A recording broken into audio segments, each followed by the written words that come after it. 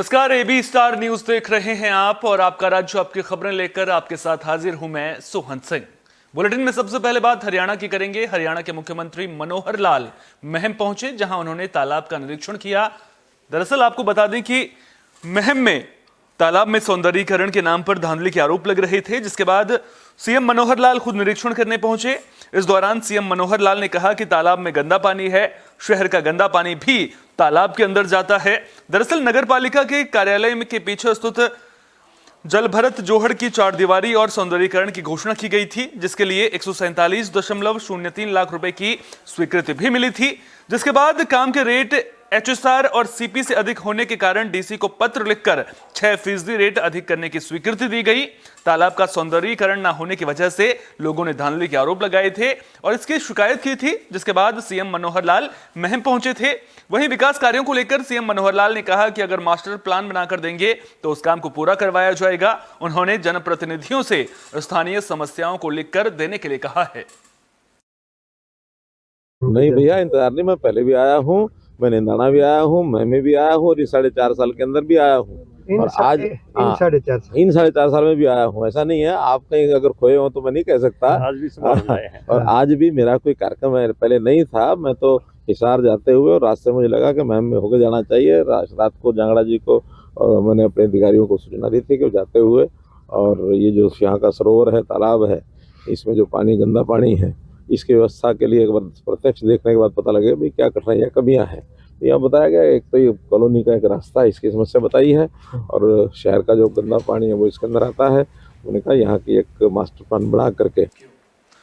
फरीदाबाद में गणतंत्र दिवस समारोह के दौरान विधायक नीरज शर्मा के साथ बदसलूकी का मामला सामने आया है।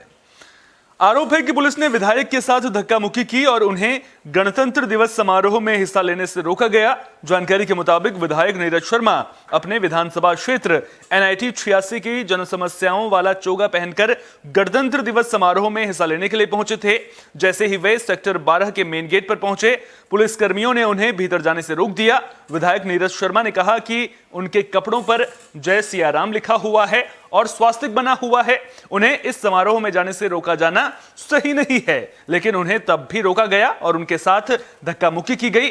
दरअसल NIT 86 की जनसमस्याओं के निराकरण के लिए धनराशि रिलीज न होने के कारण विधायक नीरज शर्मा ने बीती 17 जनवरी को चंडीगढ़ में अपने वस्त्र उतारकर कफन का कपड़ा धारण कर लिया था, जिस पर विधानसभा की समस्याओं के चित्र छपे हुए हैं और समस्याओं के बारे में लिखा हुआ है। ये तस्वीरें आप देख सकते हैं।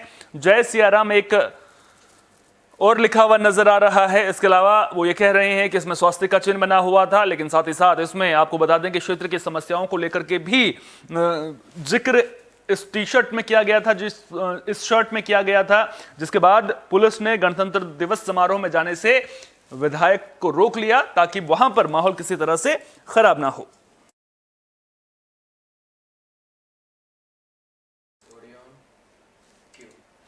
लोकसभा चुनाव को लेकर तैयारियां तेज हो गई हैं। सभी पार्टियां पूरी जी जान के साथ लोकसभा चुनाव में जुट गई हैं। नए वोटरों को अपने पाले में करने की कोशिश करती हुई सभी पार्टियां नजर आ रही हैं। इसी कड़ी में भारतीय जनता युवा मोर्चा ने यमुनानगर के अग्रसेन कॉलेज में नमो नव मतदाता सम्मेलन का आयोजन किया, जिसमें हरियाणा के कैबिनेट मंत्री कंवरपाल गुर्जर मौजूद रहे। बड़ी संख्या में नए वोटरों ने सम्मेलन में हिस्सा लिया और वर्चुअली पीएम मोदी का संबोधन सुना। कंवरपाल गुर्जर ने कहा कि पीएम मोदी ने अभिभावक की तरह नए वोटरों का मार्गदर्शन कर सभी को जागरूक करने का काम किया है। इस दौरान कैबिनेट मंत्री ने नए वोटरों को वोट की अहमियत भी समझाई और वोट का इस्तेमाल जरूर करने की अपील की है। उन्होंने कहा कि वोट से ही मजबूत सरकार बनती है, सोच समझकर योग्य उम्मीदवार का चयन जनता को करना चाहिए। आज महाराजा अग्रसेन कॉलेज में नव मतदाता अभियान सम्मेलन, जिसमें संबोधन देश के यशस्वी प्रधानमंत्री श्री नरेंद्र मोदी जी का रहा और कार्यक्रम में मुख्य अतिथि हरियाणा के शिक्षा मंत्री चौधरी कंवरपाल जी रहे। हमने नव मतदाता अभियान में माननीय प्रधानमंत्री श्री नरेंद्र मोदी जी का संबोधन सुना। उन्होंने जो युवाओं को निर्देश दिए, युवाओं को इंस्पायर करने की बातें बताई हैं और किस तरह से अपनी वोट का इस्तेमाल करना है और युवाओं के लिए आगे क्या अवसर बन सकते हैं। एक वोट की ताकत युवाओं के लिए बताई है नरेंद्र मोदी जी ने। तो ये सारी चीज़ें आज हमने सुनी और बहुत अच्छा लगा, इसमें काफ़ी युवाओं ने हिस्सा भी लिया। कि मैं तो पहले माननीय प्रधानमंत्री जी का बहुत आभारी हूँ, शुक्रगुजार हूँ उनका, और देश के युवाओं को बहुत बहुत शुभकामनाएं, बहुत बहुत बधाई जो अभी नव मतदाता बने हैं। कि उनका सौभाग्य है कि आज एक ऐसी लीडरशिप है जो उनके जो पहला वोट उन्हें डालना, उससे पहले उनको गाइड करने के लिए एक ऐसा अभिभावक है जो उनको बता रहा है कि वोट के आपकी वोट का क्या महत्व है। मैं समझता हूँ बहुत महत्वपूर्ण बात है। वोट कोई छोटी मोटी चीज़ नहीं, आपका भाग्य है वोट। तो अगर आप वोट के बारे में लापरवाह हैं तो आप ये समझ लो कि आप अपने पैरों पे कुल्हाड़ी मार रहे हैं। आपको पूरा जागरूक होना चाहिए, आपकी वोट से ही आपका भाग्य बढ़ना। कुछ लोग हैं जो सारा दिन आलोचना करते रहते हैं, वोट देने से भी क्या होगा, लीडर ये हैं वो हैं, पर लीडर बनता कहाँ से है? जनता बनाती है। तो जनता को जागरूक होना, अगर लीडर सही नहीं है उसको बदलो, क्यों उसको रखते हो? वैसे नकम्मे आदमी को वहाँ तक जाने क्यों देते हो? अगर आप नकम्मे ड्राइवर को बिठा दोगे तो नुकसान ड्राइवर का नहीं, नुकसान आपका है, क्योंकि आप बैठे उसमें। आज महाराजा फरीदाबाद के बदरपुर इलाके में सिलेंडर ब्लास्ट होने से हड़कंप मच गया। सिलेंडर ब्लास्ट होने के बाद देखते ही देखते मौके पर भीषण आग लग गई। जानकारी के मुताबिक एक दुकान में गैस भरी जा रही थी। आशंका जताई जा रही है कि इसी दौरान सिलेंडर में लीकेज की वजह से आग लग गई, जिसके बाद देखते ही देखते एक के बाद एक कई सिलेंडर ब्लास्ट होने लगे। गनीमत ये रही कि हादसे में कोई हताहत नहीं हुआ है। मामले की जानकारी मिलने पर पहुंची पुलिस और दमकल विभाग की टीम ने कड़ी मशक्कत के बाद आग पर काबू पा लिया है। लेकिन इन तस्वीरों को आप देखिए, फरीदाबाद के बदरपुर इलाके की ये तस्वीरें हैं और इस आग के मंजर को देख करके आप खुद अंदाजा लगा सकते हैं कि किस तरह से वहां पर जब आग लगी थी उस वक्त माहौल रहा होगा।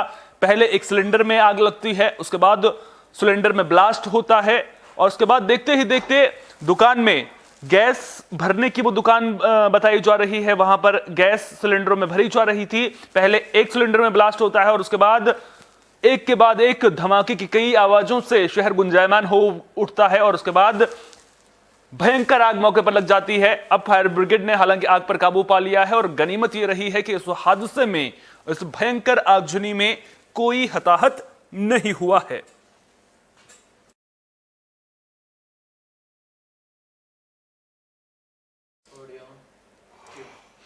बुलेटिन के आखिर में बात आरा की भी कर लेते हैं, जहां सामाजिक कार्यकर्ता बैजनाथ कुमार गुप्ता की पुण्यतिथि पर श्रद्धांजलि सभा का आयोजन किया गया। साथ ही गरीबों में कंबल भी बांटे गए। सबसे पहले 2 मिनट का मौन रखकर स्वर्गीय बैजनाथ प्रसाद को श्रद्धांजलि दी गई। मौके पर मौजूद लोगों ने उनके चित्र पर पुष्प अर्पित किए।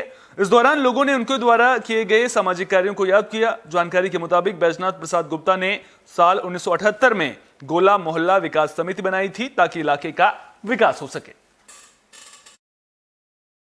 देखिए, बैजनाथ प्रसाद जी का श्रद्धांजलि सभा में हम लोग पहुँचे हैं। उनका नाती जो है बंटी नेता, उनके परिवार के द्वारा आज गरीबों को कम्बल वितरण हुआ। हम लोग को बहुत खुशी हुआ कि टकटकी जाड़ा में इनके द्वारा उनके नाम पर बांटा गया। उनको हम लोग श्रद्धांजलि देते हैं। वैसे महान पुरुष जो थे वो सामाजिक थे और व्यवसायी भी थे, उनके हम श्रद्धांजलि दिवस पर मनाए हैं। हमारे दादा स्वर्गीय बैजनाथ प्रसाद गुप्ता, जिनका निधन 25/1/2018 को हुआ, और मेरी दादी राम सवारी देवी, जिनका निधन 25/1/23 को हुआ। ठीक 5 साल बाद एक ही तारीख को मेरे दादा और दादी जी का निधन हुआ। और मेरे दादा स्वर्गीय बैजनाथ प्रसाद गुप्ता, जिनकी 6वीं पुण्यतिथि है, और मेरी दादी राम सवारी देवी, जिनका प्रथम पुण्यतिथि है।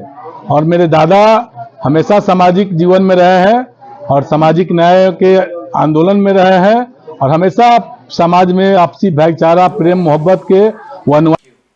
आपका राज्य आपकी खबरों में फिलहाल के इतना ही। अपना बहुत बहुत ख्याल रखिए। देश और दुनिया की तमाम अहम खबरों के लिए देखते रहिए AB स्टार न्यूज।